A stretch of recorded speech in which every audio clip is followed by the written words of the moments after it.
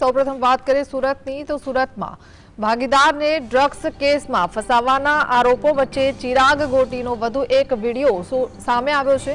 વિડીયોમાં ચિરાગ ગોટી એક યુવકને લાકડાના ફટકાથી બેરહેમીથી માર મારતો દેખાય છે। શહેરમાં તેના આતંકની ચર્ચાઓ વચ્ચે અનેક લોકો તેના શિકાર બન્યાના આક્ષેપો ઉઠ્યા છે। પોલીસે આ મામલે કાર્યવાહી કરી ચિરાગ ગોટીને કોર્ટમાં રજૂ કરતા કોર્ટે 4 દિવસના રિમાન્ડ મંજૂર કર્યા છે। હવે પોલીસે સમગ્ર નેટવર્ક અને અન્ય સંડોવાયેલા લોકો અંગે તપાસ તેજ કરી છે।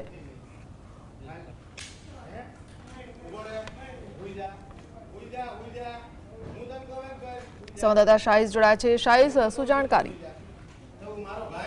ડ્રગ્સ કેસમાં ફસાવનાર ચિરાગ ગોટીનો વધુ એક વિડીયો સામે આવ્યો છે, જેની અંદર ભાગીદારને માર મારતા જોવા મળી રહ્યો છે। એક વિડીયોની અંદર યુવકને તાલિબાની સજા આપતો નજરે પડી રહ્યો છે। લાકડાના ફટકાથી બેરહેમીથી યુવકને માર મારવામાં આવી રહ્યો છે।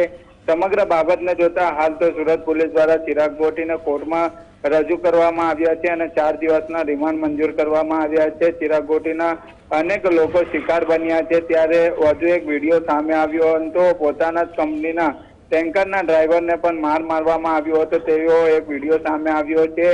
ચિરાગ ગોટીના અનેક લોકો શિકાર બન્યા છે। ચિરાગ ગોટી પિસ્તોલ લઈ સાથે ફરતો અનેક લોકોને રોપ પણ જમાવતો હતો તેવી વાત સામે આવી રહી છે। જાહેરમાં સોસાયટીની વાડીમાં જ બંદૂકથી ફાયરિંગ પણ કર્યો છે, જેનો વિડીયો હાલ સોશિયલ મીડિયા પર વાયરલ થયો છે। એક બાદ એક જે પુરાવા સામે આવી રહ્યા છે, ત્યારે પોલીસ દ્વારા ઊંડાણપૂર્વકની તપાસ કરવામાં આવી રહી છે।